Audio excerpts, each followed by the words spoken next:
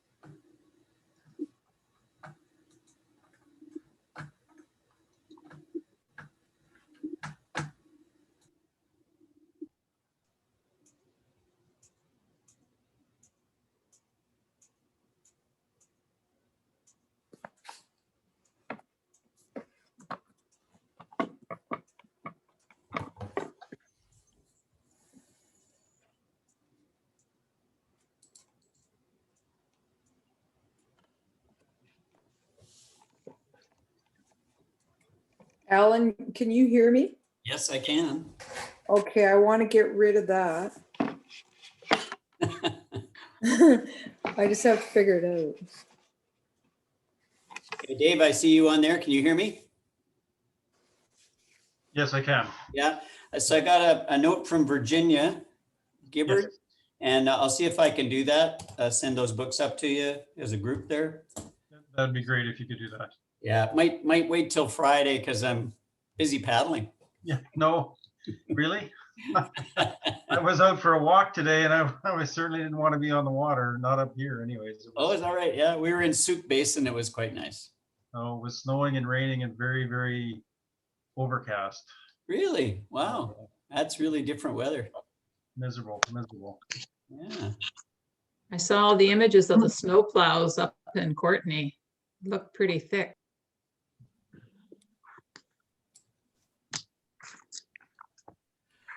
So Jean, did you get much snow? Not a lot. I woke up to the most this morning and it's all gone again. Okay. There was a dusting of snow over the weekend. But oh, good. Yeah, but Courtney, Campbell River rather, had more than Courtney when I was there.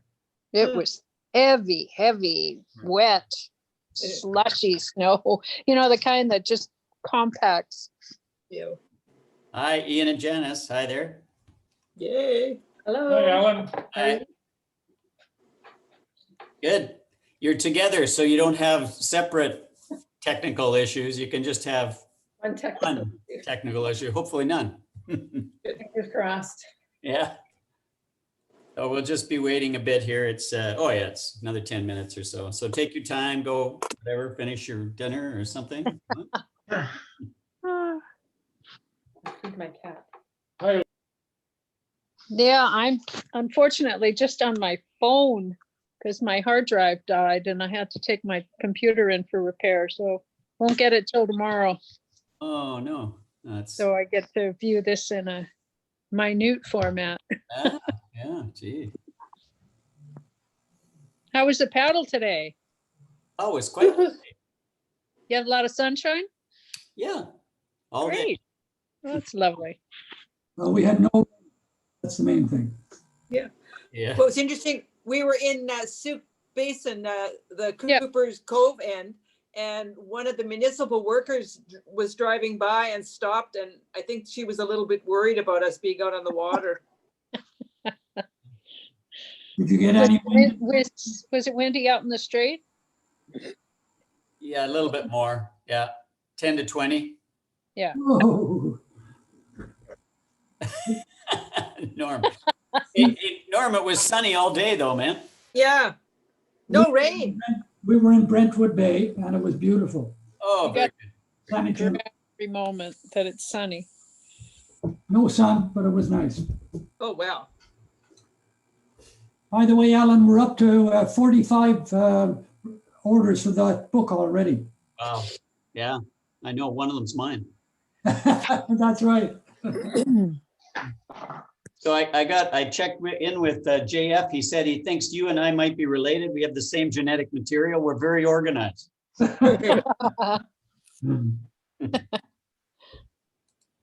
Well, he's the one that's super entrepreneurial guy, isn't he? Yeah, no, he's great. Yeah. Oh, we're on. Hi, Deborah. Hello. Hi. Hi, Missy. Hi. Ian. Hi, Ian. It's Melissa, your cousin. Oh, hi there, Melissa. Hi, how are you? Good to see you. Very well. I think David's coming on too tonight. Oh, great. Yeah. Looking forward to it. Yeah, there's a few familiar faces there. And there'll be more. I thought I better come on early because I think, was it last time? Does Cisco still have 100 limit? Oh, we fixed that, but Oh, okay. but we may have overachieved. You go from 100 to 500.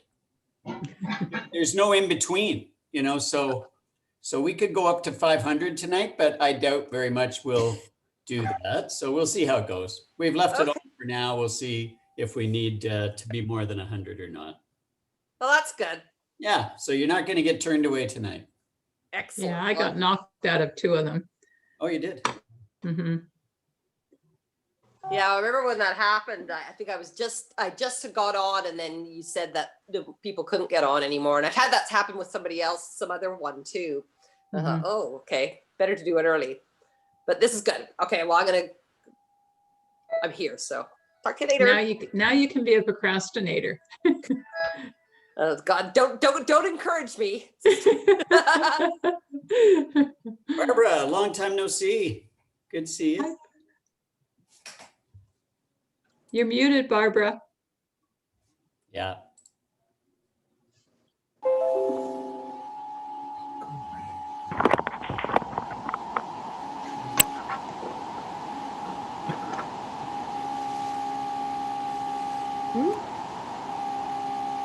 But somebody who isn't muted is vacuuming. Making coffee.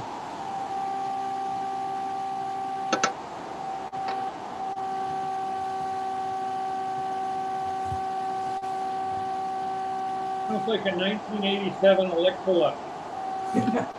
I'm just gonna mute everybody. You can unmute yourself. Oh, wait, it Yeah. stopped. Okay, good. That's good. Oh, no, it's up again. Oh, dear. This is the new normal here.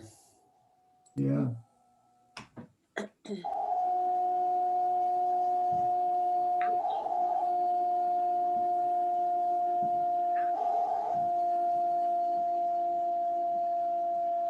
Okay. Oh, somebody has a little machine in the background that we keep hearing from time to time, by the way. So maybe you could just check your background noises. Can you hear my boot dryer? Oh, maybe. Oh, It's been on the whole time though. Oh, no, then I guess we can't. I can shut it off. Look at- I'm here this time. I'm not like a spirit. Wow, Nice. Yeah. Wow. excellent. Yeah. I can fix that quick, dear. I wondered how you do that, Gail. How do I do that? Yeah, you just sort of flit in and out and the Yeah. background's not. Magic. So have any of you ever seen orcas in Saanich Inlet? When I was like 6 years Yes. old. I can't believe that. Quite a while ago. Yeah, we had a good sized pod between Spectacle Falls and Elbow Point today. Wow. Wow. Close up. Yeah. Yeah. I saw your pictures, Jenny. That was amazing. Yeah. Were they the northern residents that have been poking around lately? I'm going to contact the whale people and send some of the photos. We're pretty sure, well, they look like, I mean, the dorsal fin was huge. The two dorsal fins, like they were wobbling. They were so pointy. Yeah, So, I saw it. I saw a thing on the news about them being spotted. It's usually the transients coming in for the seals, though. I realized Sounds like the transients. specifically noted they were northern residents, so they must have ID'd them. Yeah, that was, I think, around Bowen Island. But the ones that come into Santa Inlet are usually the transients coming in for the seals. Yeah. I've seen them hunting seals there 15 years ago. I've never seen so many seals getting out of the water in such a hurry. well, I saw one seal, the whole paddle, and I was wondering on the way out to Spectacle Falls why we weren't seeing them at the seal haul outs along that shoreline. And maybe that's why. But they were, I mean, they were almost up to Goldstream, right? Yeah. Yeah. Wow. Yeah, there's been some good footage of the Goldstream boat. Pardon? There's been some good footage of them around the Goldstream boathouse. Oh, really? Yeah. Well, in 18 years of kayaking there, I've never seen an orca anywhere near Saanich Inlet. They do go in. So I just wondered if any of you guys have seen them. No, Wasbund's wife has posted video of them at their place. And also, That's not up Saanich Inlet, though. That's out of Saanich Inlet. no.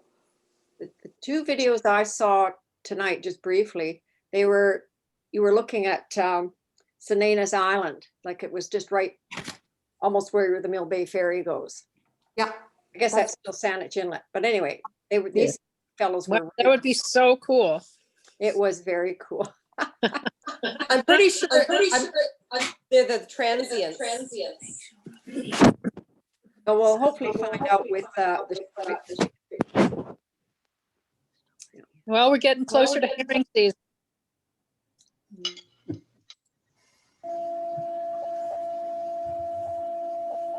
What's that noise again?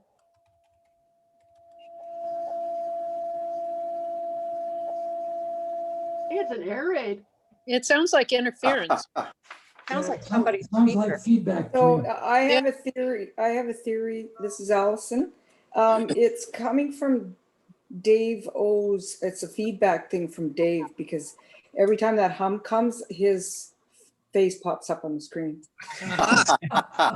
You outed him. Yeah, no, I second that. He's a live wire. Yeah. If you're in gallery view, it'll show a little yellow box around whoever's transmitting. Is it gone now? Yeah. Not hearing it. Dave's still here though, Till next time. although I noticed his mute is on now. Unfortunately, he can't mute us. Oh, I see. Victor, He has hands in high places though, doesn't he? Victor, do you have your medicine? It's good for you. Really good. It's just after 7, but I'm going to wait a couple more minutes. We're still having people come in. Alan, at what time of the meeting are you going to do the prize draw? Well, that's a very good question. When would you like that done? Well, maybe after the talk, because then people have to hang in. Ooh, What are you saying? yeah, really. I don't know. A lot of confidence there. So, Alan, is somebody keeping list of who is in attendance or? will only be done at that moment. I think Debbie is going to do that. I have my random number generator here. And then I'll just count down the list. Okay, sort of slowed down. So I'll maybe start things up. And others may join us as we go along. So welcome everybody. I'm Alan Campbell, I'm president of CISCA, and this is our monthly club meeting by Zoom. You know, we're kind of getting used to this now. I'm not sure we're any good at it, but we're getting used to it anyway. Sure would like to get together once again face to face, but it seems we're going to have to wait some months for that. So anyway, being as it is our monthly meeting, we have a few announcements to make, and then we have really quite a great presentation for you tonight, and we're very pleased to have Ian and Janice with us, and I'll introduce them in a minute. But before I get to that, I just wanted to make a couple of announcements. One is that about the spring training programs, which are filling up very, very well. I would think there are something like 40 spaces left out of the about 40 workshops that are out there. Some are a little bit further on, so they have more space. If you're still looking for a workshop, please do take the time to go onto the calendar and check. And if you go in, you'll find out if there are any spaces left in those. And I might just send out a note that sort of summarizes where they are, make it easier for you. I might get to that in the next few days, but very good subscription there. So thank you for that, and very wise of you to be kind of getting yourself ready for hopefully some great paddling when the weather fully cooperates. Although today it was pretty darn nice out there for those of us who were lucky enough to be on the water, and some apparently even had an orca show in Saanich Inlet. So that was pretty special. So I wanted to mention something about spring training, and also that we have been having an opportunity for the various companies that are doing this, these workshops for us, to kind of get on a Zoom call with those of you who would like to, see their faces and hear a bit from them directly. And so we've had a few already. We still have yet to hear from Mike Gilbert with the BC Kayak Center, and he's going to be, I think it's February 2nd, and you'll be getting a note about that. And then Gordon Brown, also Ocean River Adventures. Gordon will be on the line, I think it's February 17th. So, and that'll complete the sort of go around. If you haven't run into these folks, it's just a chance for you to hear from them. And sometimes they share something of their adventures, or you can ask questions or whatever. And then something about us. I think we are probably all collectively starved for adventure, because we have had an amazing response to book buys. I managed to rope Norm Smith into helping me. Thank you, Norm. But I've sold or moved along about 90 books that Skills put together, their second edition of their Navigation Sea State manual.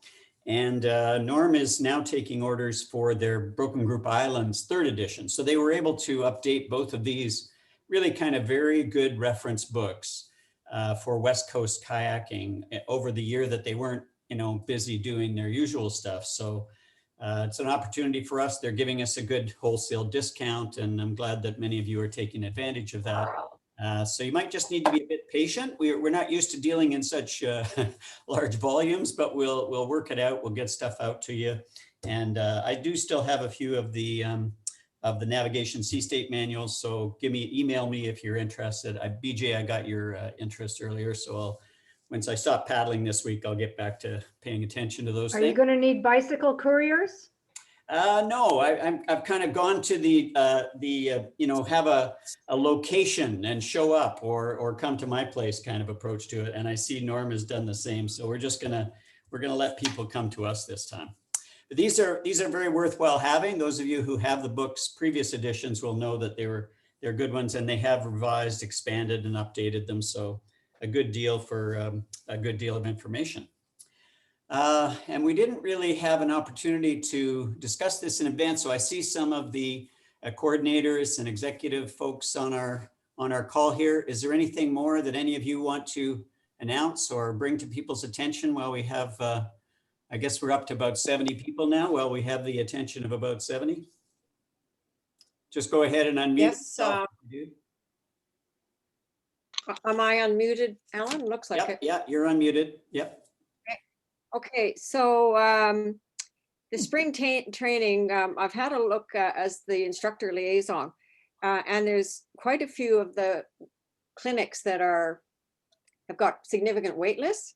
And so into February, I'm going to look at getting instructors to run some of those clinics. They're mostly things like wet exits and reentries, edging, bracing, that kind of thing. We'll get that going. So it will supplement to offload that wait list. And the other thing is we've already got 2 instructors that have agreed to teach a basic or a level 1 Paddle Canada. So I was thinking the best way to maybe get people to contact me. I'm listed under the contacts and I can't remember what my title is. Anyway, you'll see I'm under the contacts, and just contact me if you're interested in a basic or a level 1 Paddle Canada course, either in the spring or in the fall. Summer. Thank you. Thanks, Jenny. Any more? No? Okay, so about 10 after 7, we're going to, and I mentioned this when I reminded people about tonight's meeting, we're going to have a draw prize, but the draw prize people, Debbie and Roger, are going to do that after the presentation. So if you're interested in that, might be fewer people, might increase your chances of winning, if you hang in there. And it's all about safety. So that's what we're promoting, and purchased or arranged to have purchased safety items. And so I hope you think that's a good idea, and somebody will be happy for being the winner. So having said all that, I want to get to our presentation tonight. I'm going to mute all of you here if I can figure out exactly how to do that. Yeah, I think I can do that. And what we're going to have next is a presentation on R2AK. Those of you who have followed this over the years will know that it's an exciting event in this region every year, usually. Sadly, not last year and not this year either. But tonight we have with us 2 people who have done it like multiple times. Go figure. I mean, they are obviously very keen. So Janice and Ian got together through this whole process. Janice is a rower, a mother and physician, Ian a forester, an avid outdoorsman in many respects. And they kind of fell into this activity together in different ways and have been on it, I think, maybe 5 times. I might have that wrong, at least 4, perhaps 5 times. And they're going to tell us a bit about their adventures going to Alaska in a variety of craft. So over to Janice and Ian, take it away. Well, I'll start with unmuting. I'm hoping you can hear us. Yes, can hear you fine. Okay. So the next part is I'm going to share my screen. So if it doesn't show, please let me know. Because I think once I start sharing, I can't really see what else is going on. So here goes.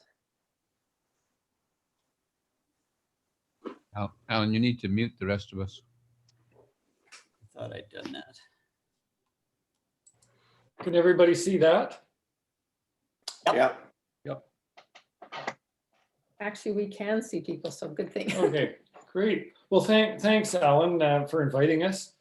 And Janice and I just want to acknowledge that we're on the traditional territories of the Lekwungen people, Songhees and Esquimalt. And one of the reasons we say that is that through our trips, we have gained a much better understanding of the deep connection between Indigenous peoples and our coastal lands and waters.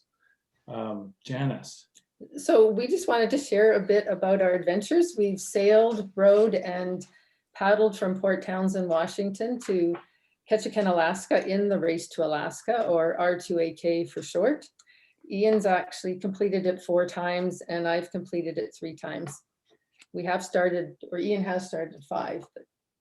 So what we'll do this evening is just tell you a bit about the race, share some stories, and mention a few things that we've learned along the way.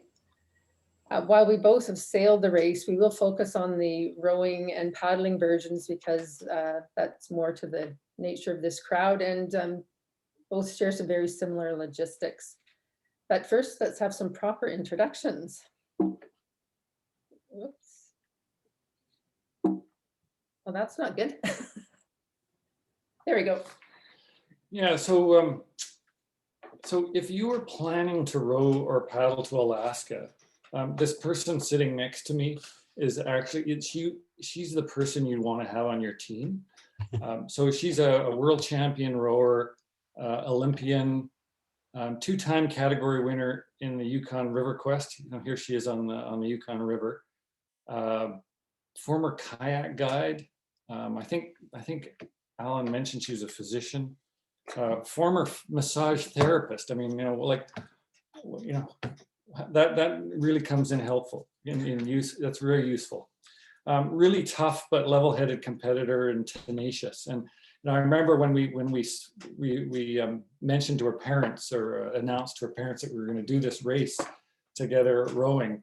I took her father aside and I said, Dr. Mason, have you got any any advice, for me when we do this race? And he just looked at me and he said, yeah, just do as you're told, was his response. So my CV's a little bit thinner than that. Well, actually, Ian, he's a perfect teammate for this type of adventure. He's a forester, very comfortable in remote places, thrashing around in the bush or in the wilderness, almost anywhere.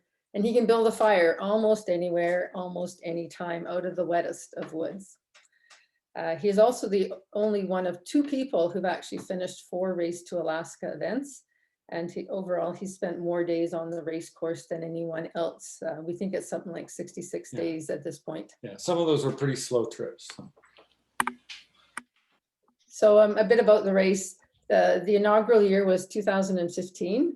It's a 1,200 kilometer race from Port Townsend to Victoria as stage 1. And then along BC's gorgeous coast from Victoria up to Ketchikan in stage 2. So this just maps out the route. There are very few rules, the key ones being that you cannot have an engine. Not a problem if you have a kayak or a rowboat, but if you have a sailboat, you need to get rid of it. And it's completely unsupported, meaning you can't have any food drops or set up tents somewhere, have someone set up a tent for you ahead of time. But it's not unsupervised, so there is lots of support through the Coast Guards following the race and the organizers and lots of other people along the way. There are 2 waypoints that you have to go through, one being Seymour Narrows and the other is Bella Bella. So this race, it's organized by the Northwest Maritime Center, which is a nonprofit based in Port Townsend, Washington. Their mission is focused on using maritime experiences to educate and inspire people to adventure and celebrate the rich Pacific Northwest maritime culture. Yeah, and the solid line there, I mean, most of the boats north of Bella Bella, the small boats, they're taking the inside passage route. The larger boats, the dotted line there, they'll typically kind of go out into Hecate Strait and hopefully have a sled ride into Ketchikan. And I think one boat even actually went right to the shore of Haida Gwaii one year, not intentionally, unfortunately. Yeah, and so most of the boats in the race, they're sailboats, anywhere from like 16 feet up to I think 44 feet was the largest boat. A whole assortment of boats from those that have been bought for next to nothing off of Craigslist to 6-figure carbon fiber multi-hulls to the 115-year-old Ziska. That's the gaff rig boat you see at the top of the screen there. There's typically a few kayaks and paddle boards, and I think the record is under 4 days. This boat down in the bottom right-hand corner, and then the 26 days is the longest finishing time. And regardless of the type of boat, like it's a tough race. You're dealing with on the bigger boats, you're dealing with a lot of sleep deprivation, and then the small boats, of course, lots of physical exertion. How Alan mentioned, we kind of got together through this race. How did we actually meet? we both grew up in Victoria. We didn't know each other. We did figure out that we competed in a lot of the same swim meets back in the 70s. And then in 2016, we were racing against each other on identical sailboats. Janice crewing on Sister Ship, and I was crewing on Fly, the same type of boat. And my skipper, he saw this Sister Ship, and they obviously spent a lot of money on that boat, getting it ready for the race. And he said, Ian, you need to go and check out that boat and, figure out, like, are these like serious racers? And so that's how we met. We met on the dock a couple of days just prior to the start of the race. And so then after we finished racing, Ian's crew definitely beat my crew by a fair ways, but we got together and shared stories, and I really wanted to do it again. Like, sailing took my crew, I think, 11 days, can't remember. And it seemed to just fly by. At times it went really slowly, but I really wanted to do it again. And when I first heard about the race, I wanted to row it because my background is in rowing. So somehow managed to get Ian to agree to row up to Alaska with me, and we joined forces as Team Oaracle. So for those of you sailors in the crowd and following the America's Cup, you might recognize the name, though we have changed it a little bit from Oaracle, the sailing vessel. We've added that little A in there because we are rowing with oars, but we also really like the wise and prophetic symbolism of the name. So it was our tandem rowboat with sliding seats. And we enjoyed it so much that we decided to do it again in 2018 so that we could see where we were going instead of seeing where we were coming from. Yeah. So the bit about the rowboat, it's 22 feet long. It's a stitch and glue epoxy construction. It's got the 2 sliding seat rowing stations, an open cockpit with buoyancy chambers, weighs about 130 pounds empty. And we found this boat. Actually, the boat had been rowed from Ketchikan to Bellingham in 2007. So it was, obviously suitable for the trip. And the real kind of interesting story around it is we did a pretty major refit on it, and we found the designer, a fellow in Bellingham, and he actually, when he heard about us doing the race, he came up here for 3 days and helped us do all the work on it. It was, and then we've since become really great friends with him. And then our kayak, I'm sure a lot of people on the call here recognize the Seaward Passat G3, pretty common tandem boat. A lot of rental fleets use them. 22 feet, same length actually, and about 80 pounds. And they're fantastic boats. Pretty fast double. My only quibble is with the way it's advertised. I think they say that it cruises effortlessly at 5 knots. It does not cruise effortlessly at 5, but they're great boats, and yeah, really tough construction. Yeah, maybe when they're not loaded, we could get it up to 5, but loaded, it was a bit slower. It might be age related. Yeah. So you may ask, like, why do the race to Alaska, and then why do it multiple times when there is so much to explore and so much coastline to see? So I think for most of us, there's somewhat of a timeline. It might be a couple of days, it might be 2 weeks, or it might even be 2 months.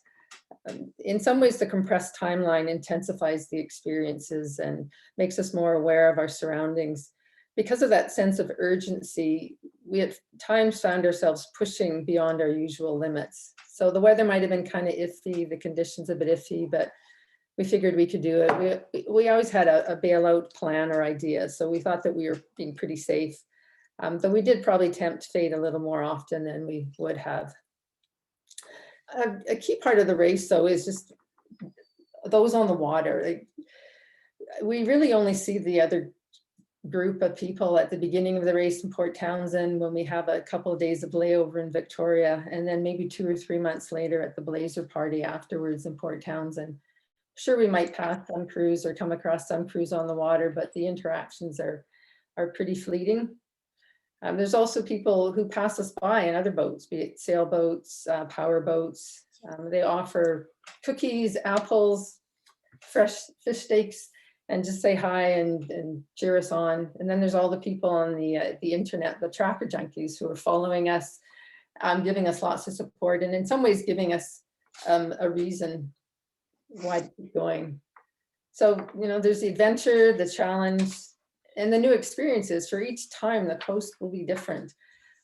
We had one amazing spot that we found when we were rowing, and it was dry and sunny, and then we were destined to go there again the next year in the kayak, and we landed in the dark, the tide was really low, the beach was horrendous, and because it was wet, our nice camp spot from the year before was non-existent, so we had to set up in a totally different spot. So it's different each year. There's amazing community of people in the event, the organizers and participants, perhaps a wee bit crazy, but they feel like our family now. And perhaps now a habit or an addiction, it had become an annual ritual for us. It seems that once we got north of Bella Bella, the environment was much more remote and the body started to feel free of all the stresses of city life. So after 2017, I was actually pretty satisfied with having done the race twice. So I sailed it and I rowed it. 2017 was incredibly tough. In a rowboat, I was the more experienced of the two. So I was given the honor of sitting in bow seat. We didn't have mirrors and steering backwards through convoluted rocky shorelines with logs bouncing around. We even actually ran up on a log one time. Rocks, got hit by a powerboat coming out of Victoria. So it's pretty mentally challenging to row backwards and also physically demanding. But somehow Ian convinced me that we should try it in a kayak. And I must say it was a lot easier going forward than it was backward. But there's a line from one of the promo videos, and we often show it, but not today for time issues, but it's a line that goes, "I am so safe in my life. Why would I go? Would I go?" In some ways, this sums up the feeling quite well. It's getting away from feeling safe all the time and really feeling alive. Both of us at the time had pretty predictable office jobs, and getting out into the wilderness was definitely stepping away from that comfort zone. Yeah, not too much to add there. You know, maybe just that I think everybody's familiar with that sort of term, living in the moment, right? And we've all sort of experienced that. And I guess until having done this race the first year, you know, I hadn't really experienced it to that same intensity. Just all the, you know, even as you're experiencing the coastline, there's messages in the landscape, you know, stories in the rocks, the waves, the forests, all just stories waiting to be told. And then as Janice mentioned, just that opportunity to hang out with this group of people that are, you know, tend to be open to opportunity more and actually say yes more than instead of responding with, "You people are crazy." And so we'll just wanted to profile 2 or 3 of the people that we've met through this race and that we actually really admire and look up to. So this fellow here, Carl Kruger, you might have heard of him. He paddled, stand-up paddled to Ketchikan in 2017, the year that we rode. He did it in 2 weeks. Really high-level, serious athlete, but also an experienced and very accomplished mariner. So knows the coast really well and how to leverage and exploit the changing conditions to his advantage. So I can remember we and most of the other small boats were holed up on Sandy Island, south of Comox, during this gale warning. You know, Carl was still out there doing this sort of massive downwinder, setting himself up for favorable currents in Seymour Narrows and Johnson Strait. Just really amazing. There's a bunch of videos. He has actually come to town, I think. So if you have a chance, got some very interesting views on life. And then there's Doug. Doug is a good friend of ours. We met through the race. He was Team Perseverance in 2018 and 2019. A bit of a contrast to Carl. Doug doesn't have an athletic background, and the first time he entered the race, his application was actually declined. So there's a pretty good vetting system. So not just anyone can go on this event. The organizers know that there are lots of potential risks, and so trying to minimize their risks as an organization. Some of the reasons they gave to Doug were that he really didn't have the experience on the water that they were comfortable with, and he was lacking in a bit in physical conditioning. So I think at most point, and the experience of the race organizers at that point would be people would just turn around and find something else to do. But Doug, he actually took everything they said to heart and did what they told him he needed to do to do the event, because he really wanted to participate.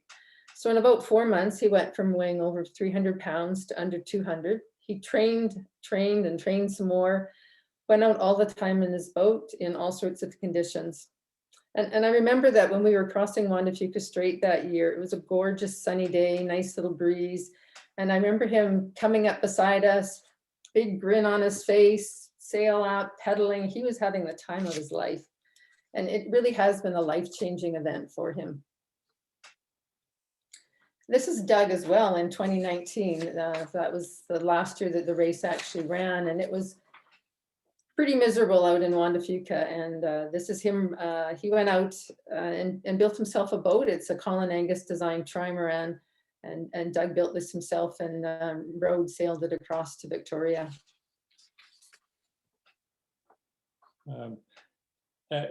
Henry Vietnam's. So Henry he's got the yellow life jacket on, I think there. Henry comes from Gig Harbor, Washington. And he's from a family of 5 generations of commercial fishermen. And in his high school project, in his senior year, he decided he was going to do this race as part of the project. So he and his father, as a commercial fisherman, built this 25-foot welded aluminum Sharpie. You know, it's a design as a very traditional East Coast fishing oyster boat. And along with his father and 3 of his mates, he sailed and rowed this boat in 10 days. And again that was in 2017, and then again in 2019. Just amazing, like, group of guys, just hilarious. And then there's also personalities that are who are integral to the race and have had a huge impact on us. So this is us up in Ketchikan with Mark from Homeland Security. He's a customs officer extraordinaire. He's also a kayaker and I think gets out as many days in the year as he can. In 2017, we were the final finishers in our rowboat, and he met us on the dock with a freshly baked apple pie. He'd made it himself. That was pretty cool. And then in 2018, we arrived, it was pretty much after dark and there was hardly anyone there. And the customs were like, well, you know what, just come back at 8 o'clock in the morning and we'll process you. So it's pretty casual up there, which is kind of nice. So the next morning we walked in and right away heard Mark's booming voice, Janice, Ian. And he pulls us aside and takes us to a little office down the hall and pulls out another freshly baked apple pie for us. So that was a pretty nice surprise.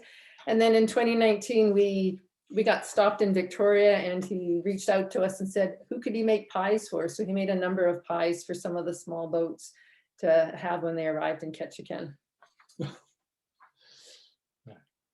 Next bunch of slides is we'll just talk about a few of our challenges in getting, we encountered through this race. Of course, the big challenge is all the preparation and actually getting to the start line. But Janice is going to start with what? Remote environment. Yeah, so as I mentioned earlier, it's an unsupported race. So in other words, you need to be well prepared and pretty much self-contained. You can stop along the way at communities and go into a marine shop or grocery store and get things if you need them. But there's some things that you can't just pick up that quickly. So think of any of the gear that you would take on in a regular paddling day and think about using that for the next 2 or 3 weeks. So we were wearing dry suits pretty much the whole way. When we were kayaking, at least. When we were rowing, that was a little different story because it's next to impossible, at least for me, to row in a dry suit because I would just get way too hot and wouldn't last very long. Of course, always important to wear your PFD, not just carry it. We carried a little personal locator beacon, a rescue link. All boats have to have a spot tracker, and that's issued by the race organizers. And for those of you who know those, there is an emergency button you can push on those, but it's also a means of the organizers and Coast Guard and other boats being able to follow us along. We each had our own VHF radio. We have a navigation system with navionics on our phones. But we did also take a few paper charts just in case the little devices failed. But we had also carried a little a solar charging unit, which was useful as well. And whenever we could stop at some place that had an electrical outlet, we would plug in and charge up that way as well. Other things you need to think about are types of clothing you're going to wear, layers, wool clothing. As well, we both had our have our marine radio operators licenses, so something else to think about. We carried bear spray, never used it. Those are just a few of the things.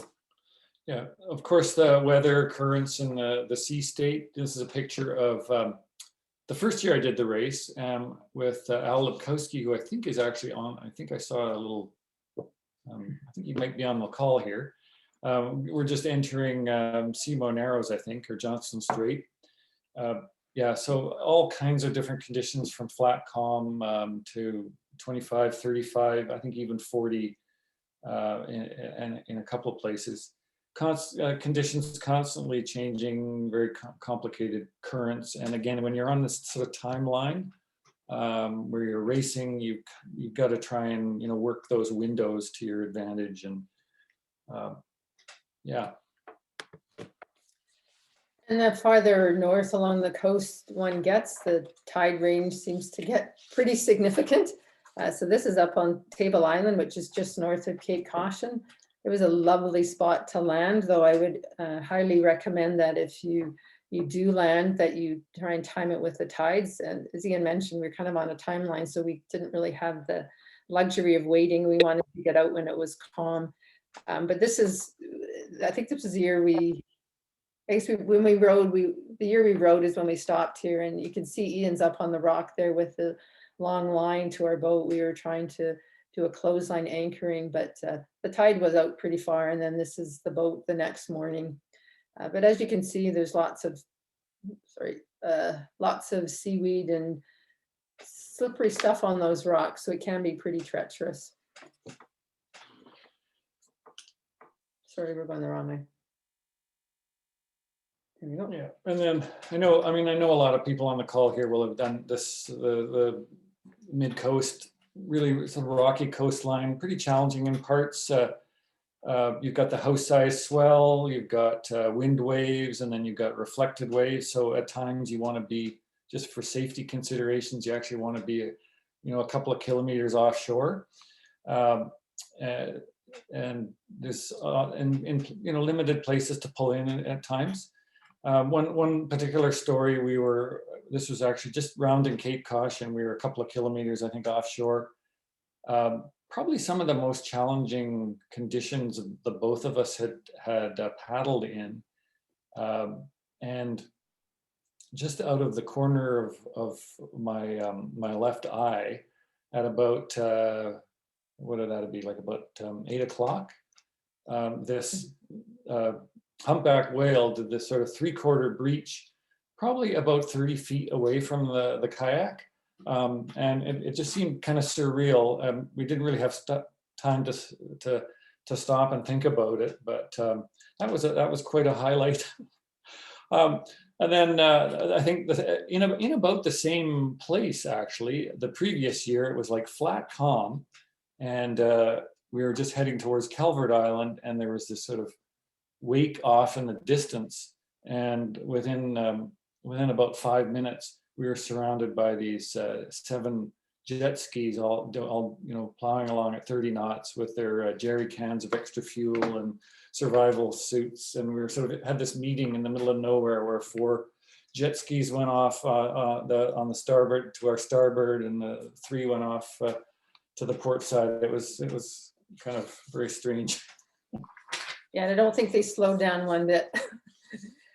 So the other challenging piece is just the physical toll that takes on one's body. So when we were rowing, we had the ability to stand up in our boat, which was really a blessing in disguise, because I don't think we realized when we started just how painful our bottom ends would get. And we weren't getting pressure sores. It was just probably the lack of blood flow from sitting on our butts and using our legs to drive ourselves forward. The pain got excruciating after about 15 minutes. So even though rowing was a bit faster, we had to keep stopping and taking breaks.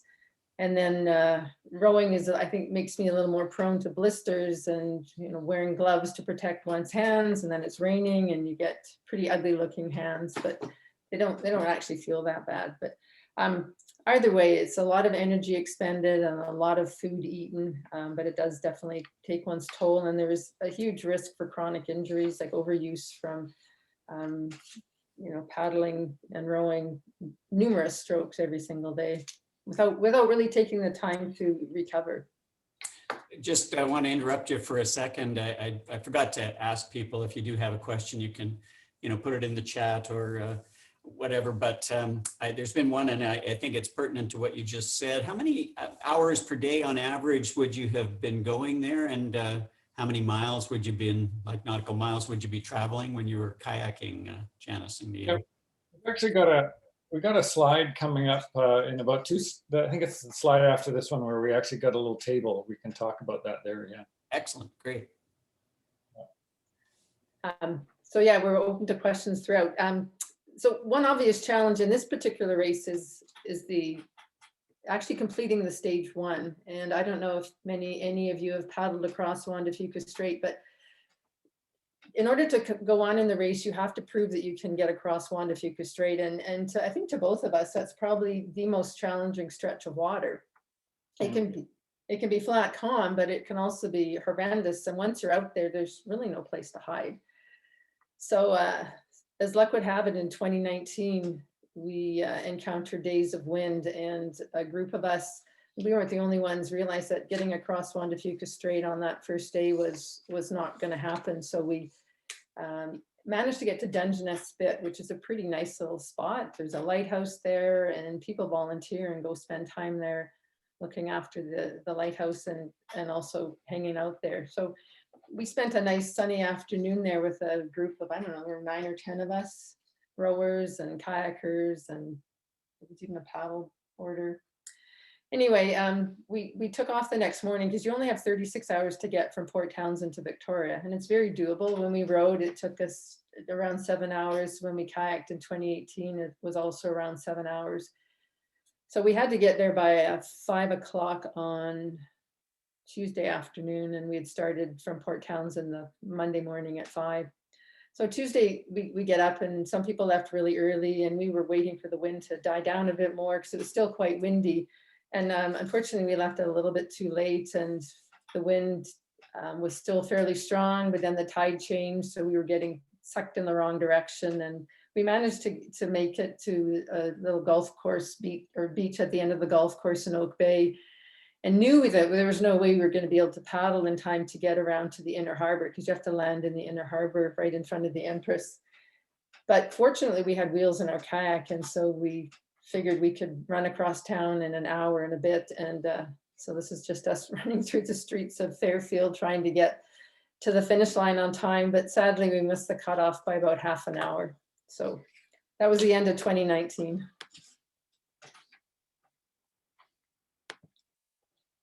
So this is our little table of comparison, because we often will get asked, well, which did you prefer, rowing or kayaking, and which was faster? The actual speed of a rowboat is faster than a kayak. We could probably, if we were pushing it, go over 6 knots in the rowboat. In the kayak, maybe around 5.5. Average speed, as you can see on the slide, is about 4 for the rowboat and 3.2 for the kayak. This is based on what we were doing. We took breaks and everything. Yeah, it includes breaks. We took 23 days in the rowboat and 19 in the kayak. So you kind of go, well, you know, kayaking's slower. How did you get there faster? But physically, we could sit in the kayak and keep going much longer. We took shorter breaks. And our longest day in the kayak was 118 kilometers. So that's kind of like paddling all the way from Victoria up to Nanaimo. And of course, we ate a lot of chocolate bars. Yeah. I found kayaking easier also mentally, because Ian was sitting in the stern most of the time for both boats, and was steering in the kayak, whereas I had to keep turning and looking over my shoulder in the rowboat, and that was just super hard mentally. Yeah, you can go faster in in the rowboat, but there's a lot more energy input, and so you just, it's harder to keep it up. You can't keep it up as long as you can kayaking. That was kind of our. And we took much the same gear. You still need to have all the safety gear, and you're just using a pair of oars in the rowboat versus a paddle in the kayak, but same gear. We also had dry suits or wet suits with us when we were rowing, though we didn't actually use them. There's a question about We've got a couple of injuries. I don't know if you have another slide on that, but somebody's wondering if you had any significant or serious injuries. That picture of your hand was disturbing. Well, I'll have to say that the first week of rowing was pretty uncomfortable. I think, getting used to our butts being really sore and our backs. I don't think we trained quite as much as we should, because we both had office jobs at the time. But after about a week of all that activity, my back actually felt pretty good. And by the end of it, I was feeling pretty fit. I had some problems with carpal tunnel. I didn't have a splint, but I took one the next year. You just make do. Things do get uncomfortable. And I think we were lucky in that we didn't end up with any really acute, tendinopathies that could have been a paddling end. Yeah. We also had in the kayak. I was just going to say, in the kayak, we had fairly big paddles, and then we were having problems, both of us, a little bit with our shoulders and our elbows, and we had a smaller paddle, so we would just take turns using that, and that seemed to help as well. So not having a really big paddle face was a good point to be aware of as well. There's a question about whether you had experience with the kayaking. Were you quite experienced when you took this on? And then another one just about, did you lose a lot of weight, and how that compared with the kayak versus the rowboat? On the weight thing, I think I lost over 10, maybe 12 to 15 pounds in the rowboat versus probably around 6 to 8 in the kayak. So rowing was physically and energetically more demanding, for sure. Yeah. Maybe to all the guys, like if you're looking for those six-pack abs, I've got a great program for you. You just row to Ketchikan. So yeah, we both have had actually probably more paddling experience than rowing experience. Yeah, certainly, like for extended trips. Yeah, we've both been paddling, 35 years or so, and I'm probably a lot of people on the call there would remember Sea Trek Sports out in Sydney. So Janice actually was a co-owner of that for a few years back in the 90s. I've got a couple of slides left, and they sort of focus a bit on safety. And I just thought one of the challenges that I think a lot of us as paddlers face is, that fear and self-doubt. It's often lurking below the surface. And by that I don't mean sort of below the water, but more kind of internally below the surface. And on a race like this, there's a lot of potential sources of anxiety and fear. So you got that time limit that's you're always working against. You got the open water crossings. Janice mentioned Juan de Fuca and Dixon Entrance are sort of two areas that sort of create a bit of anxiety. Exposed coastline, the constantly changing sea state. Where am I going to camp tonight? Will we get a visit from the grizzly bear? Is my body going to sort of stand up to all this abuse? Are we going to get along?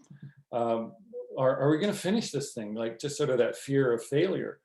And so fear can be a really good motivator. There's generate some adrenaline, but it can spiral out of control and be paralyzing if we don't confront and manage it. And so, of course, the way to manage this, one of the big ways is to train train and expose yourself and take risks, and that's sort of how we learn and grow, become better paddlers. But another aspect to that is how do you actually learning to manage the risk? And so I just thought I'd share this little framework that we've used for this race. And it's pretty standard kind of risk management methodology. You've got on the, I don't know if you can read it, but on the first column, you've just got a list of the hazards. So a hazard is something that can cause harm, electrical wires, working on a ladder, or bad weather. And so it's sort of, we've got it classified there by people related hazards, environment related, and then things that are related to your equipment. And then, so that's just a list of some of the hazards. And then the likelihood is sort of the probability of, well, say take the first one, conflict and team dynamics. So if you're on a team, well, what's the likelihood that you're going to have conflict? Well, we know each other pretty well now, and it's probably low. What's the consequence? So if indeed, that hazard does become an issue, it does happen, what's the consequence? And so you kind of go through this exercise. It's somewhat subjective, and you just assign these values to those hazards. And then you kind of run it through this matrix on the right there, and then populate the rest of the table, and then it kind of comes out, gives you an assessment of the risk. So risk being a function of the probability or the likelihood and the consequence of what happens. And so it's sort of interesting going through that exercise. Again, it's very subjective, and it's something that it would be totally, quite a bit different if I were doing this alone, or if I were rowing. I think this is for the kayaking year. If I were doing a different kind of trip, or not as an exposed remote location, it would look different. But that's sort of how the risk that pans out. And then the last column there is what I call control measures. So just what are the things that you would try and do before the trip and during the trip to minimize those risks? And it's just sort of interesting looking at a couple of them, like, I've mentioned the team dynamic conflict. That's pretty low. What we find that kind of emerges are things like slips and falls, launching and landing. That is sort of the thing that you really need to pay attention to when you're in an unsupported trip. And we're a little bit older, and so sense of balance and all that too. And then you've got down at the bottom, one of the risks, of course, catastrophic hull failure. So might not be a real big problem if you're on 100 meters from a sandy beach, but if you're 2 kilometers off on a lee shore that's rocky, that's going to be a problem. So really low risk, very low likelihood that that's going to happen, but the consequences are pretty, very high. So that's just something, again, to keep in mind. So that's sort of a framework that we use. And one more point about that is, like, we'll put together our risk assessment framework for us, and it'll be different for everyone based on your experience, where you're going, your physical conditioning abilities, etc. So make sure if you're doing this that you don't just rely on somebody else, what they've done. And it doesn't mean, and I think the other point that I missed is, doesn't mean you should ignore the low or the medium, right? But it's just sometimes we have I know they always play up the, grizzly bears, right? But like, there's some things that you need to focus on and be aware of, and try and manage them. And then, of course, there's another step that isn't represented by that table, that if indeed some of these things do occur, you need to have like a checklist so like, how are you going to respond if you have a catastrophic hull failure or you have a bear encounter? What are the steps that you're going to take if that does indeed happen, even if it were low? And so just wanted to end with a point on the importance of teamwork. It's a big part of this event. It's often overlooked. There have been situations where teams have started with 2 and ended with 1 because someone just walked off the dock at a spot. But we're pretty proud of the fact that we've managed to do it and stay intact as a couple, and done it more than once, and still interested in doing it again. So a key thing I have is keep in my head is that we both have the same goal, and there's sometimes different ways to get there, and my way might not always be the right way. So working together is a pretty satisfying part of this. And we'd like to encourage anyone to consider trying the race. It's been life-changing for us, and it's a great group of people. And while it isn't happening in 2021, fingers crossed, it'll happen again in 2022. So thank you. Oh, thank you. That was amazing. That's great. So if you can stop sharing your screen, there we go. Thank you. I saw one question already, which was, so unmute yourself if you have questions, but there was one asking, oh dear me, I've just about lost it here now. Jenny had asked a question. Oh, what did you use for weather forecasts? Anything besides the VHF?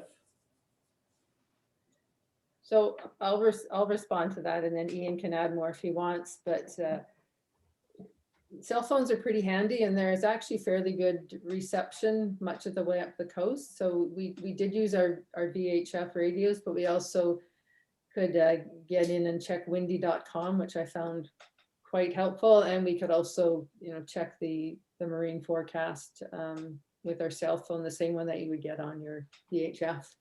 Mm-hmm. And just looking at what's happening.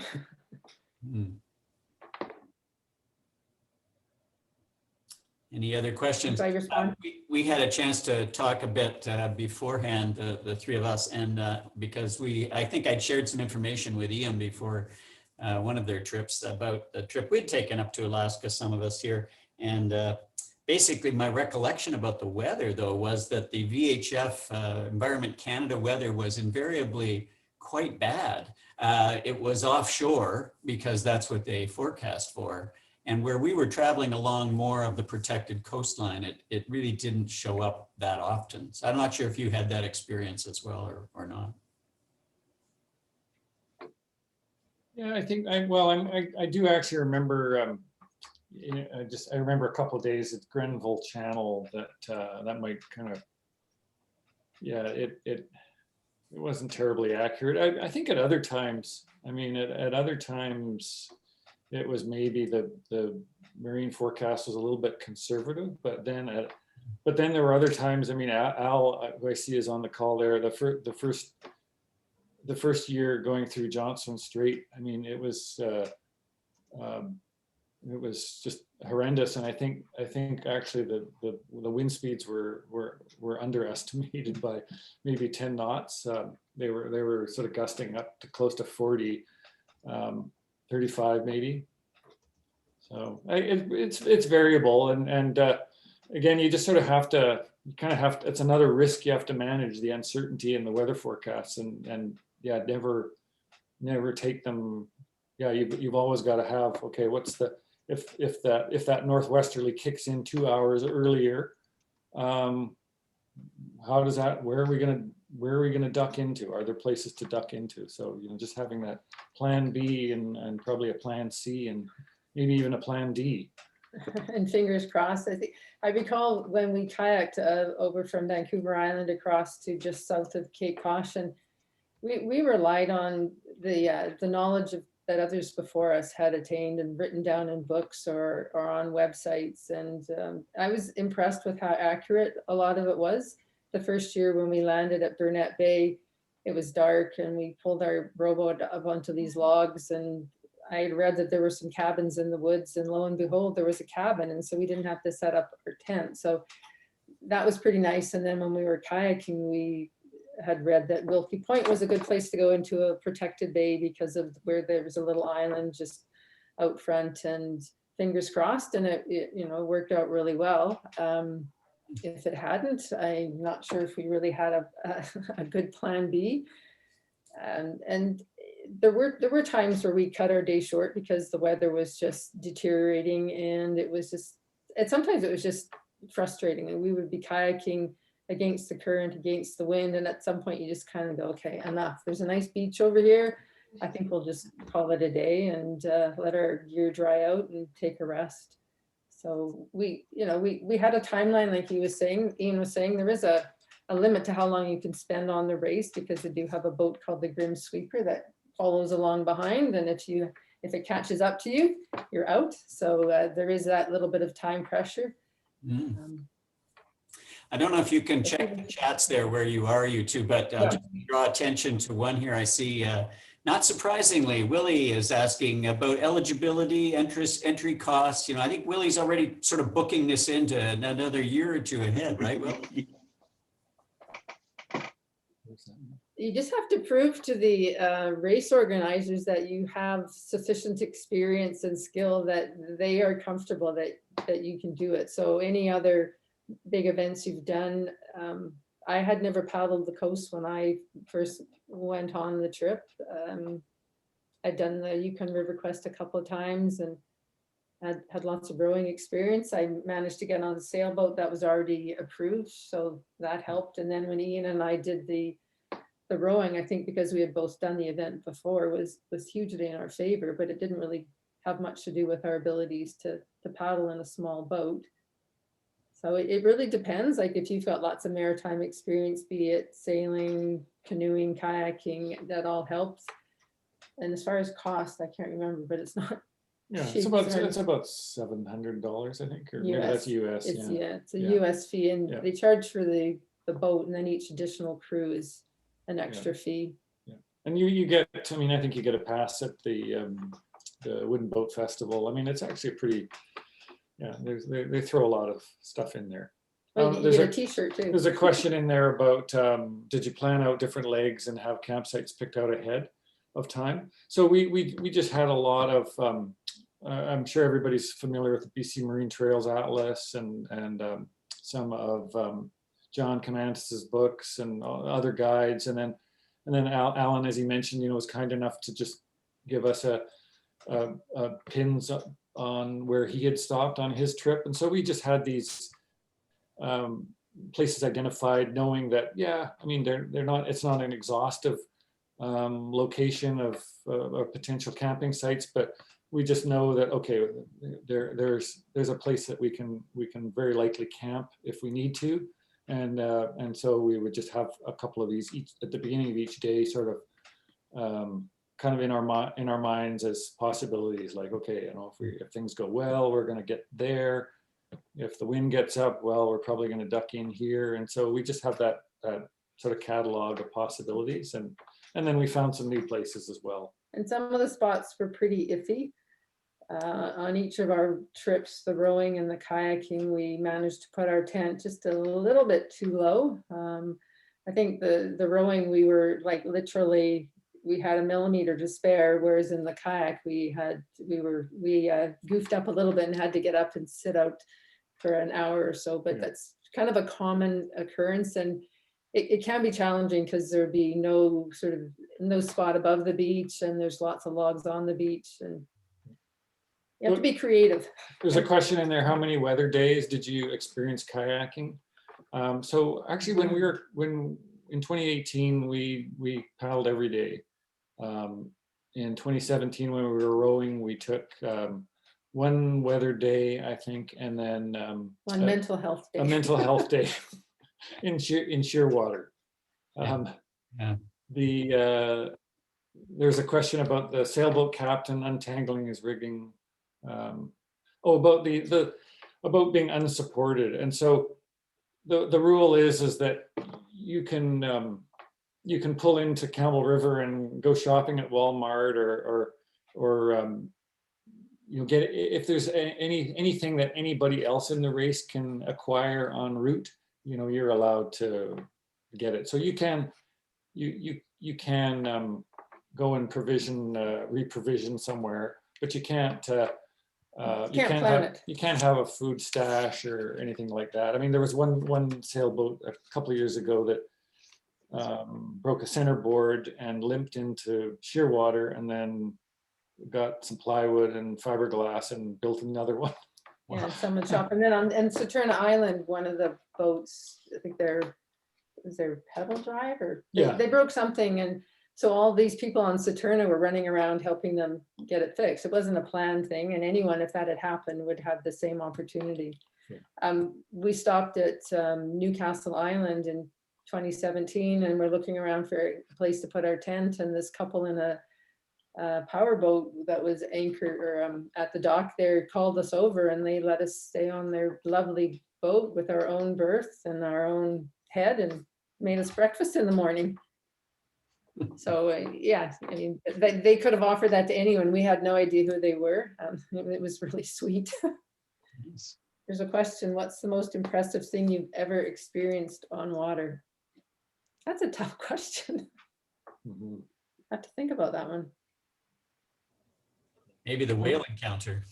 I mean, yeah, I was going to say that, you know, for this race, or at least the year that we kayaked, you know, it was the whale encounter, it was the sea state, and it was the way we were paddling together. Like some days, I know everybody can kind of relate to this, you know, some days you're like putting all this energy into it, and it feels like you're dragging a drogue chute or something, or like something's caught on my rudder or whatever. This particular day, we just seemed to be skipping over the waves. You know, there's sort of breaking waves and a big swell and really nasty weather. But we were just sort of skipping along, making really good time, kind of exhilarated. And then this, then the humpback approaches, you know, right next to the boat. And yeah, there's quite a lot of adrenaline that day. Yeah, it was a pretty tough challenge, or a pretty tough paddle that day, because of the way the wind just kept coming at us and the swell. And I remember counting strokes. When I get stressed, I start to count strokes because it sort of gives me something to focus on. And I go, okay, if we do like, you know, 1,000 strokes, we're going to get this far. And then this whale episode, and it was just kind of like, wow, pretty cool. That's great. How much food did you pack? Somebody's asking. That's my daughter. Oh. The first year we didn't pack quite enough. We ran out of chocolate, which was devastating for me. Oh, yeah, you can't do that. And then the second year we ran out of coffee, which we had enough chocolate. I think I planned enough for about 18 days, and we did stop in Campbell River and ate out, and then we stopped in Shearwater and Bella Bella and bought some food there. So it's sort of hard to say how much we had, but yeah, just I find it really challenging figuring out, well, how many calories do we need, and how much is Ian going to eat versus how much am I going to eat? And I think we had, you know, we did a breakdown of all the food that went into the boat, you know, by calories, and then we calculated, you know, kind of here's the range of calories that we're going to burn, just so that you get roughly the right order of magnitude. And we probably had like 2.5. We probably 2.5 weeks of you know, calories, but definitely after 2 weeks, you know, it would be getting a little bit short on some of the at the end of the rowing trip, I think we had a little bag of rice and a bag of freeze-dried pea soup, and we had to eat that for our snack the last day. And sort of funny, I was in charge of the food, and Ian, as we were rowing by or coming up to Prince Rupert, is saying, oh, why don't we just like go into Prince Rupert and get a pizza? And I was thinking, well, it's 2 miles in and 2 miles out, so that's at least another hour. And I said, oh, no, we're fine, we have enough food. But in my head, I was kind of going, I'm not sure we do. Yeah, but we survived. We survived. A sail. So we didn't have a sail on the rowboat. We actually did have a small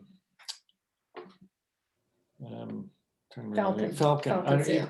People are probably familiar with Falcon sail, a small, I think it's like about 1.4 square meter sail on the kayak. Didn't get to use it too much. It's pretty much a downwind sail anyway. But you know, I guess a few times, you know, and in fact, because I have a background in sailing, I kept insisting, put that sail up, because it would kind of take my mind off of some of the drudgery. And except I'm the one that had to paddle in a funny way when it was down and put it up and down. But I don't think it was really helping any. You know, it might have given us like maybe a quarter of an extra knot, but it just kind of helped keep my mind off. It actually helped the most if we stopped paddling and we had a bit of wind behind us. That was probably the most useful time. So we were actually moving when we had stopped. But I personally didn't like the sail at all. And yeah, we did dehydrate, or Janice did a lot of dehydrating. And a friend of ours helped as well. The ferry ride south, well, let's see. Did we paddle home? In 2017 with the kayak or the rowboat, yeah, we took the Alaska State Ferry to Bellingham. Great trip if you get a chance to do that. It's I'm not sure it's not running very regularly because the people will probably know the Alaska state government doesn't spend a lot of money on that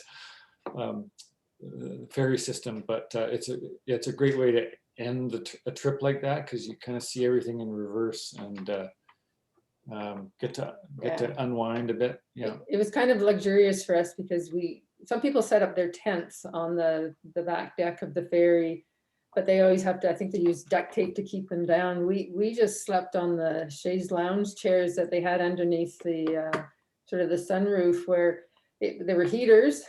You could just put your chair flat and put your sleeping bag and your thermarest on there, and it was a luxury. Plus we could eat all we wanted at the cafeteria. I mean, we had to pay for it, of course, but we didn't have to worry about putting on weight because we had lost so much at that point. How much water?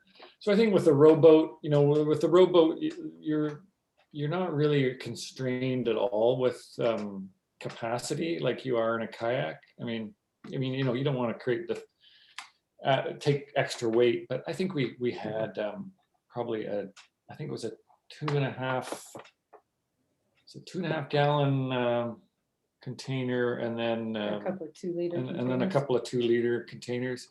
I mean, once you get north of Campbell River, I mean, even in the summer, you're gonna find water. It's a little bit different, I think, on some of the outer islands, but on the inside passage, lots of water, and then you just take you want to have a good filtration system there. Yeah. So one day too, when we were rowing, we inadvertently, the boat ended up, instead of being in the water in the morning when we got up, the tide had fallen and we hadn't anchored it quite properly. And so it was like kind of on an angle on the rocks, and it was full of water, and because it had poured with rain that night. And so we just took the water, put it through our filter and drank that for the next 2 or 3 days. And we never got sick. We didn't get sick at all on the trips. And the first year I actually lost our soap partway along the way. So I know pre-COVID, we probably weren't as careful, but I was impressed that we didn't get sick. I'll just let you answer the tricky question about what do you do when you have to go far offshore? And in the rowboat, it's easy because we just had a bucket and you would just go in the bucket and dump it over. Yeah, kayaking was a challenge. Yeah, it was pretty uncomfortable. I had tried to use one of those female, what are they called? Filter. I can't remember what it's called. Anyway, I could figure out how to pee while I was wearing my wetsuit with this little hose device. When I was not in the kayak, or so when I was wearing my dry suit, I could do it standing up. But in the kayak, it's just for me. Ian could pee in the boat. I couldn't. It was just really hard to get high enough up to not pee all over on my clothes. So that was one of the things I preferred about rowing, was the simplicity of having to void while on the boat. Yeah, I mean, I guess, and actually I'm thinking that the last day we did about 65 nautical miles, and we stopped. We had one beach break, I think. Two? We stopped at Dundas Island, and then we stopped. Yeah. Yeah, so for the females, it can be a bit challenging. When we started the first leg from Port Townsend, about half an hour out, I think I had to pee, and I managed to hold it for another 7 or 8 hours. Oh, and as you mentioned, that is one of the advantages of the rowboat, right? Is that you can stand up, even in lumpy conditions, you can stand up and stretch your legs and, well, not walk around, but almost. Yeah. Somebody was asking, did you race to finish or to win? And I just have to say, I'd like to hear your answer to that, but I just like to say, anybody who does this race 4 or 5 times. I mean, you guys are champions. You've totally won. And obviously it means a great deal to you to do the race, but how would you answer that? To finish or to win? What's important? Well, the only way we would ever win if there was an absolutely windless 2 or 3 week period at time. The first leg in 2017 when we were rowing, it was a really interesting day because it started out where everyone knew there was this system that was supposed to be coming up, and the wind was predicted to be out of the southeast, I think, even to start. And it ended up being incredibly windless for the first 7 hours or so. And so we're rowing away, kind of like hoping the wind's not going to come. And eventually we saw a few other boats, and it was all the human powered boats. So there was another rowboat.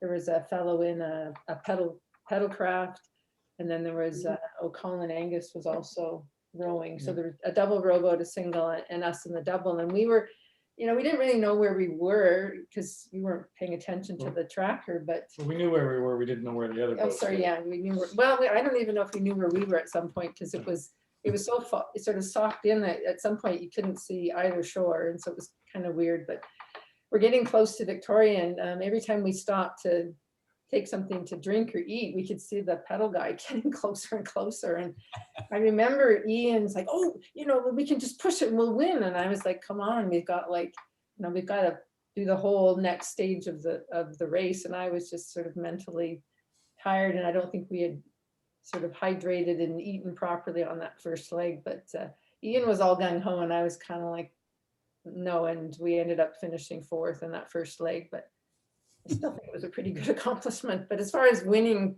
in Ketchikan, I don't know, sailing, maybe Ian's team had a chance. I don't know. But Yeah, I think that the sailors are the ones that have the advantage there. I'm just going to call a halt to the questions. I think we could go on for a long time, but thank you so much for the presentation. I hope you can stick around. We do have a few more things here to do, and there may be some time for additional questions later, but I wanted to give a chance for, I think it's Fred is going to talk to you a bit right now. Am I right there, Fred? Where are you? Yeah, excuse me, I'm here. Yep. I want to thank both of you guys for your presentation. It was probably the most adventurous and also most interesting one that we've had in a very long time. As you were going through your presentation, various parts of my body were starting to ache in sympathy to how tough this was and what it took to do this not once, twice, but multiple times. In order to say thank you, we usually provide give our presenters one of our Siska mugs, but you guys have won a dual set because there's 2 of you. So these are very sought after and much Very sought after. Very sought after. Very sought after. Just thank ask you very Jenny. much. Yeah. So I'll deliver them to your domicile. I'll talk to you later about where you guys live and get an address. So thank you very much. Oh, thanks, Fred. Thank you. Very good. Okay, and now I think I need to turn it over to Roger and Debbie for the draw. Okay. Hello. This is Roger. Debbie, you want to? Yeah, I'm here with my random number is 70 out of 71. And the name is Juan Wong. Juan, can you come on, please? Wong, are you there? Juan? If you've hung up, it's too late. Okay. We're short a few people now. Okay. Ernette Hutchings Mason is the second last one, or maybe I have to do another number if we've lost more people. 68. We're down to 68. I have to do a new number. Sorry. All right. These people don't want a prize. No, I know. Shocking. Okay, so 6, 8, 1, 2, 3, 4. Lisa Booth. Lisa, are you online? She's muted. Unmute if you are. I'll see if you're in the list here somewhere. Hello, I am here. Oh, wonderful. Oh, but we can't see your face. Oh, well, that's another issue. Okay. Okay, so what have you won? Well, There she is. Hello. Okay, so now Roger takes the lead. okay, so you have won a $30 gift certificate at R2AK Marine. So you can Nice. nautical charts and bailing buckets and fish hooks and all sorts of other stuff which might be useful to you. And you have won a genuine Seattle Sports Sea Rover directional deck compass. It says, Oh my gosh. this is not a Whoa. drawing compass. Nice. This is done in a tasteful black. It straps onto the deck of your kayak, and the special feature for this year, it points south. Wow. Awesome. Thank you very much. That's awesome. Is this something you want, or do you want what's in this mystery bag? Oh my gosh. I actually have a compass on my kayak, Okay. but I don't know. My husband just says he might want that. Well, I'm a kayak here, and so I'm getting a kayak, but I'm not sure if it's going to have a compass included. I might not. So you want the compass, honey? Well, I don't know. Well, honey, you can. It's a surprise. It's a surprise bag. Well, I'll save the compass for my honey. Oh, okay. So, but thank you for the offer. Okay, so we will have one compass coming your way, Thank you. and plus a gift certificate, and we'll have to make sure that somebody knows how to get a hold of you. So Okay. Great. Deb or Alan has your delivery address. Yes. No, you get it.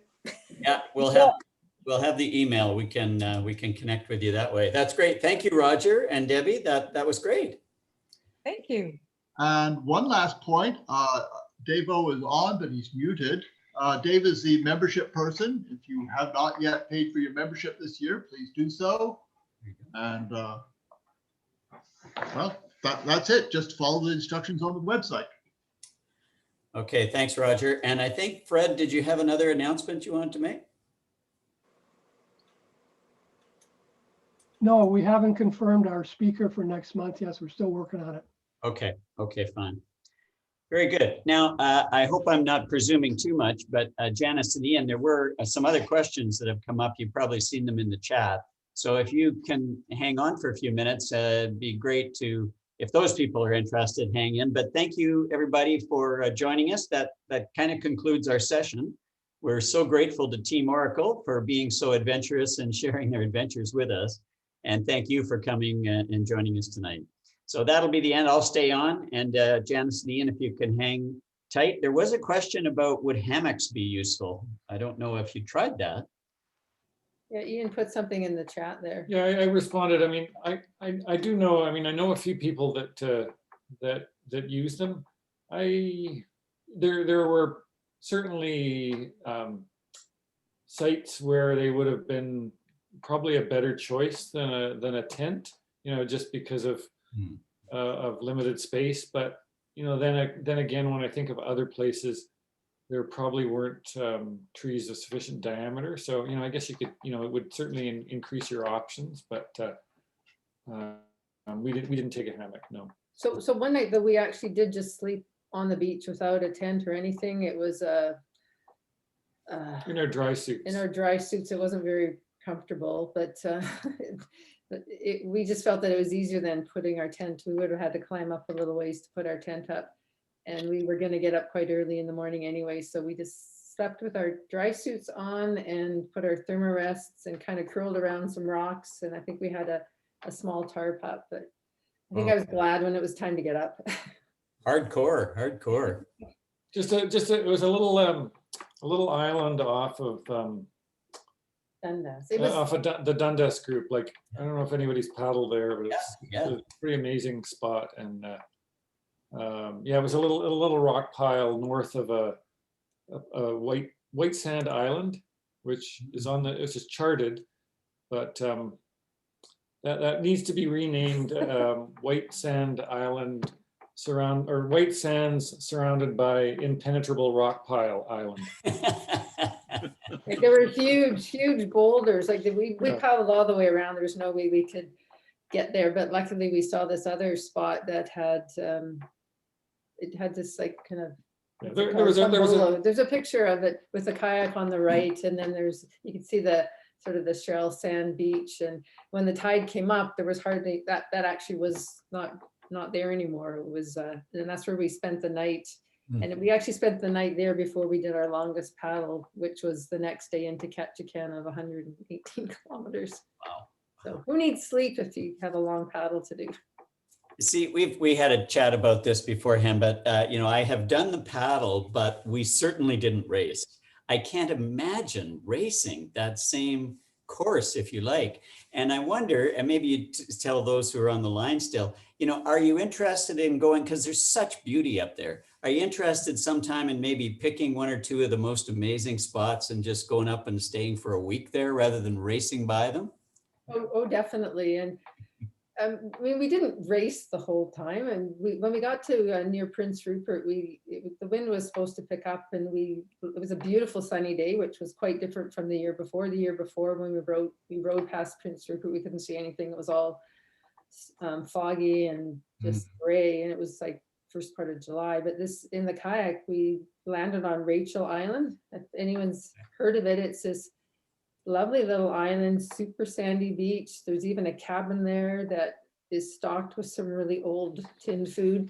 But we decided to just hang out there for the afternoon, and it was beautiful and definitely worth going back to. And we saw some orcas off in the bay as we were hanging out there and relaxing. And I mean, to answer your question, Alan, yeah, definitely. I mean, we'd like to just, once we're both retired, just to take a little more lazy trip, or just focus on an area. Yeah, some of that outer coast is pretty amazing. Gorgeous pictures you had, lovely, really nice. Any other questions? If not, I don't see anybody. If you feel free to reach out, you can find us on Facebook, just Team Oracle.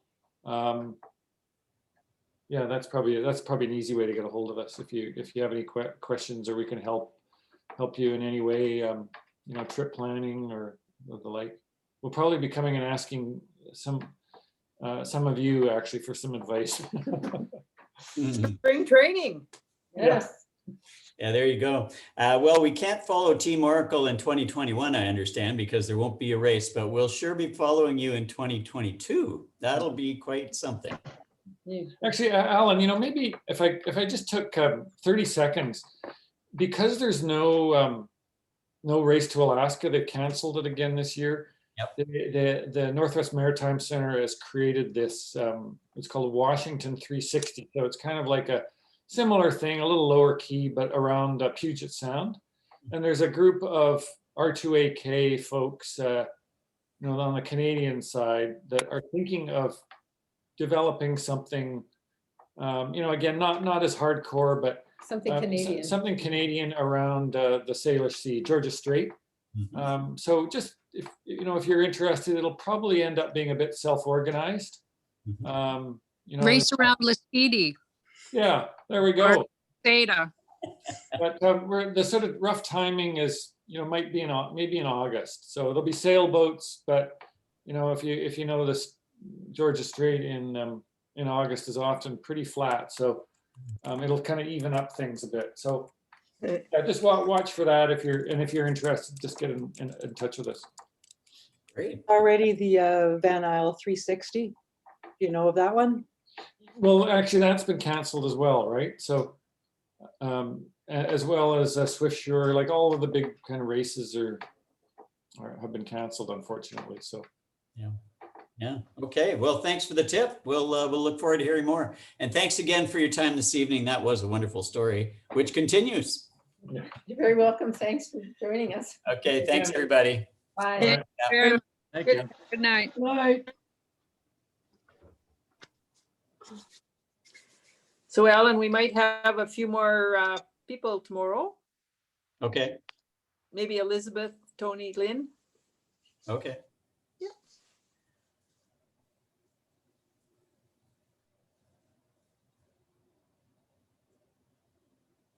There's all the winking out here going on. Winking, night, night.